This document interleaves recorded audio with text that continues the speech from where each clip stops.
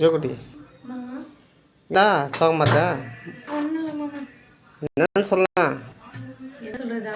சரி நம்ம சொந்தக்காரங்களும் ஃப்ரெண்ட்ஸுன்னு தெரிஞ்சுட்டு யூடியூப்ல எங்கள் சித்தப்பா ஒருத்தர் இறந்துட்டார் மாமா. அப்பா கூட பொங்கல் பிறந்த தம்பி. ஆமாம், சின்ன மாமனார் நம்ம தான் போயிட்டு இருந்தோமே.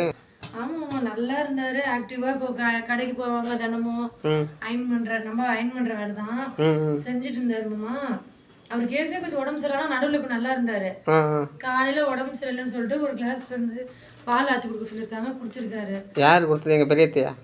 இல்லை, எங்கள் சித்தி. பெரியம்மா வந்து வேலைக்கு போயிடுவாங்க. சித்தி இந்தாண்டு இருக்காங்க. இவங்க சித்தப்பாக்கு உடம்பு சரியில்லைன்னு சொல்லிட்டு குடுக்கலான்னு சொல்லிட்டு ஆத்தி குடிச்சிருப்பாங்க. அடுத்து குடிச்சிருக்காரு. குடிச்சோன்னு அதுக்கப்புறம் என்ன இருக்கு, ஒரு மாதிரி அவருக்கு ஆல்ரெடி ஃபிக்ஸ் வருங்க. ஃபிக்ஸ் வந்தனால வந்து பால் குடிச்சிட்டு ஒரு நிமிஷம் இதாக இருந்துக்க மாட்டேது, மூச்சு வாங்கி வந்திருக்கு. உடனே எங்க சித்தி வெளியில போய் எல்லாரையும் கூப்பிடுறதுக்கு ஏற்றி வீட்டுக்காரங்க கூப்பிட போயிருக்காங்க. போயிட்டு வரங்காட்டி இறந்துட்டாரு. அதான் நம்ம யோசிச்சிருக்கேன், மனுஷனோட வாழ்க்கை இவ்வளவுதானா? அவ்வளோதான். சரி, அந்த அந்த அந்த அந்த கேப்பை இப்ப எனக்கு வந்து இதனால வரைக்கும் யாராவது எங்கேயே இறந்துருக்காங்க நான் கேள்விப்பட்டிருக்கேன். எவ்வளவு பேர் நான் பாத்திருக்கேன். இந்த மாதிரி இறந்துட்டாங்கன்னு சொல்லும்போது அந்த ஃபீலிங்ஸ் எனக்கு புரியலங்க. இவர் முதல் நாள் 2 நாளைக்கு முன்னாலே என்னோட தங்கச்சி பொண்ணு பாக்கிறதுக்கு நாங்க போயிருந்தோம். தங்கச்சி பாப்பா பொண்ணு வந்து ஏஜ் அட்டன் பண்ணிட்டாங்கன்னு சொல்லிட்டு பார்க்க போனோம். அப்ப போக்குல அவர் வந்து கடையில அயன் பண்ணிட்டு உட்காந்துட்டு இப்படி பார்த்துட்டு பார்த்துட்டு நல்லா ஆக்டிவா உட்காந்துருந்தாரு. என்கிட்ட சொல்றவங்க என்ன, உடம்பு முடியாம இருந்திருந்தா மாமா நம்ம போகலாம், ஒரு 2 நாள் பார்த்துக்கலாம் இப்படி இருக்காருன்னு. முதல் நாள் போய் ட்ரெஸ் அயன் பண்ணிட்டு வராரு. திருப்பி மறுநாள் நாள் காலையில ஆள் வந்து இந்த மாதிரி எங்க தங்கச்சி இருந்துக்கிட்டு ஃபோன் பண்ணி சித்தப்பா இறந்துட்டாரு உனக்கு தெரியுமான்னு சொல்லி கேட்டா. என்ன நித்தியா சொல்றாருன்னா, இப்பதான் எனக்கு தெரிஞ்சுது அப்படின்னு சொல்லி சொன்னான். போனோம். அப்புறம் பார்த்தா அவர் இந்த மாதிரி இறந்துட்டாங்கன்னு சொல்லி தங்கச்சி சொன்னாங்க. போனால் போயிட்டு ஒரு செகண்டு அப்பா அம்மா ஒன்று போயிட்டாங்க. திருப்பி நாங்கள் பின்னாலே போகிறோம். போட்டோ இறந்துட்டாருன்னு சொல்லும்போது இது நினச்சி பார்க்காத ஒரு விஷயமாம்மா. ஏன்னு கேளு, வாழ்க்கையில் ஒன்றை வைப்பனா என்ன வைப்பனான்ற ஜனங்க வந்து போட்டி பொறாம வங்குறுப்புன்ற மத்தியில் இப்படின்றதுங்காட்டி அவர் உயிர் போயிடுச்சு. என்னத்தை எடுத்துகிட்டு போயிட்டாருன்ற மாதிரி எனக்கு அன்னையிலேருந்து யோசிச்சேங்க. அப்பதான் லைஃப்ல எல்லாமே இப்படிதான் நடக்குது மாமா. கண்டிப்பா இன்னைக்கு இருக்கணும் நாளைக்கு இல்ல. அதனால சண்டைகள் இல்லாம வாழ கத்துக்கணும். இன்னைக்கு உங்கள்கிட்ட என்ன சொல்றேன்னா, நம்ம என்னைக்கு யாரும் ஒருத்தவங்க மேல யார் பாசமா வச்சிருக்கணும் இல்லை, இன்னைக்கு இருக்கவங்க நாளைக்கு காணும் ஃப்ரெண்ட்ஸ். கொஞ்சம் முடிஞ்ச அளவுக்கு எல்லாம் ஒற்றுமையா இருக்குங்க. ஒற்றுமையா லைஃப்ல வந்து சொந்தக்காரங்கள்கிட்ட எல்லாம் நம்ம இருக்க முடியுன்றதுன்னு தெரியல. இருந்தாலும் கொஞ்சம் எல்லாம் இல்ல அதெல்லாம் எப்ப தெரியும் சொல்லு. கரெக்டா அவங்க இல்லாத போது கண்டிப்பா இருக்கும்போது வந்து அவங்களுக்கு தெரியாது. ஆனா இல்லாத போது அவங்கள வந்து நம்ம பார்த்து ஃபீல் பண்ணும்போது அது என்ன பட பாட்டு ஹீரோ ஒருத்தர் நடிச்சிருக்காரு, சுந்தரபாண்டி படத்துல சசிகுமார் டைரக்டர் நடிச்சிருக்காங்கல்ல. அவர் ஒரு படம் பாட்டு எடுத்துருக்காரு தெரியுமா, அருமையான பாட்டு. பக்கத்துல ஆளும்போது உன்னருமை தெரியல, உன்னருமை தெரியும் போது பக்கத்துல நீ இல்லைன்னு சொல்லி பாட்டு அடிச்சிருக்காங்க. சரியான பாட்டு மாமா.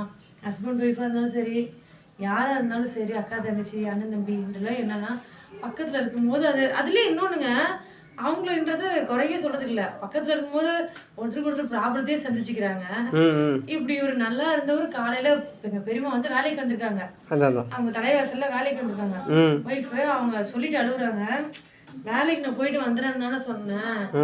அவங்க வேலைக்கு போவாங்க, ஏன்னா 2மே பொண்ணு. அப்புறம் அவங்க வீட்டுல அக்காங்க இருப்பாங்க. உடம்பு சரியில்லைனாலும் வந்து எல்லாம் சித்தப்பா பார்த்துப்பாங்க. இந்த மாதிரி வந்துட்டு இருக்கும்போது வந்து இந்த மாதிரி திடீர்னு ஒண்ணு அவங்களுக்கு ஒண்ணுமே புரியல. காலையில நல்லா இருக்காரு அவரு. பெருமாள் என்ன சொல்லிருக்காரு, பெருமாள் என்ன சொல்லிருக்காரு, நான் அயன் பண்ண போறேன் அப்படின்னு இருக்காங்க. பெருமாள் இருந்துட்டு உடம்பு சரியில்லை ஏதோ பயந்தமா இருக்காரு, இந்த சீட்டு கட்டி விடுறேன் அப்படின்ற மாதிரி சொல்லியிருக்காங்க. அப்படி இருந்துட்டு அவங்க அங்க இருந்து போயிட்டு வரும்போது இவர் இறந்துட்டாருன்னு சொல்லுவாங்க. என்னன்னா அவங்க எப்படி சொல்லிட்டு அழுகுறாங்கன்னா, 2 வார்த்தை சாவதுக்கு முன்னால பேசியிருந்தா என் மனசு ஆயிருக்கும். இவர் எதுவுமே பேசாம நார்மலா போயிட்டு வந்துட்டு இந்த மாதிரி இறந்துட்டேன்னு அவங்களுக்கு கேட்டா எப்படி இருக்குங்க. கண்டிப்பா எனக்கு நான் எத்தனையோ டெத்து பார்த்துருக்கோமா. இந்த ஏன்னா எல்லாமே எனக்கு தெரிஞ்சு வந்து 10 நாள் 20 நாள் படுத்திருந்து வந்திருக்காங்க. படுக்கவே இல்லை, நல்லாவே ஆக்டிவா இருந்தாருங்க. நல்லா ஆக்டிவா இருந்து முதல் நாள்லாம் அயன் பண்றாரு என்கிட்ட சொல்றாங்க. இந்த மாதிரி நான் மெடிக்கல் போயிருந்தப்ப பக்கத்துல இருக்கவங்க சொல்றாங்க, சித்தப்பா நேற்று வரைக்கும் அயன் பண்ணிட்டு இருந்தாங்கம்மா. காலையில டீ குடிச்சிட்டு அவங்க வரல மாமா, எங்க சித்தி டீ குடிக்க வந்திருக்காங்க. அப்புறம் இவர் வந்து பால் ஆத்தி கொடுத்துட்டு வந்திருக்காங்க. பால் ஆத்திட்டு குடிக்க சொல்லியிருக்காரு. நல்லா பேசியிருந்திருக்காரு. முதல் நாள்லாம் நல்லா சாயங்காலம் கடைக்கு போயிட்டு வராமே, முதல் நாள்லாம் டீ குடிச்சிட்டு இருக்காருன்னு சொல்லிட்டு கடைக்கு போறாருன்னா நல்லா இருக்காரு. கடைசியில் வந்து இது யாருமே எதிர்பாராத ஒரு விஷயங்க. ஒரு செகண்ட்ல அந்த உயிர் போயிடுச்சு. இதுக்கு இவ்வளோ போட்டி பொறாம இப்படி ஒருத்தருக்கு எடுத்து ஒருத்தர் வாழ்றது, ஒருத்தருக்கு அது என்னென்னவோ பண்றாங்க ஒருத்தர் அழிக்கிறதுக்கு. உண்மையிலே சொல்றேன். இப்போ நேற்று பார்த்தா எதுக்கு மாமா? அவரோட இவ்வளோ போட்டி பொறாமைகள் இருக்குது. ஆனால் கடைசியாக அவர் எப்படி கொடுத்தாங்க பார்த்தியா? ஒரே ஒரு சட்டியில் கொடுத்தாங்க மாமா, ஸ்ரீரங்கத்தில். அதையும் போய் கரைச்சிட்டு வந்தாச்சு. ஒரு அதுதான் வாழ்க்கை. ஒரு மனுஷன் இவ்வளோ பெரிய வயசா ஒரு 60 கிலோ வெயிட் இருப்பார். இது என்ன கொடுனாங்க, எங்கள் பெரியம்மா ஒரு பக்கம் அழுகுறாங்க. எங்கள் சுத்த ஃபேமிலியே, எங்கள் அப்பா வந்து அவருக்கு தம்பி, அவரு எங்கள் பாட்டி கதை நீங்கள் பார்க்கல. பாட்டிக்கு எத்தனை வயசு இருக்கும்? பாட்டி என்ன சொல்லிட்டு அழுகுறாங்க, நீ இருந்துப்பா, நான் போயிருந்தேன்னா எனக்கு சந்தோஷமா இருக்கு, எனக்கு அந்த வழி இப்படி கொடுத்துட்டு போயிட்டே அப்படின்னு. எங்கள் பாட்டி குறைஞ்சபட்சம் 95 வயசு இருக்குங்க. 95 வயசுக்கு அப்படி ஒரு அழுகுறாங்க. எனக்கு நீ உண்மையிலே சொல்றேங்க, என்ன நினைச்சாலும் அவர் செத்துட்டாருன்னு என்னால் நம்ப முடியல.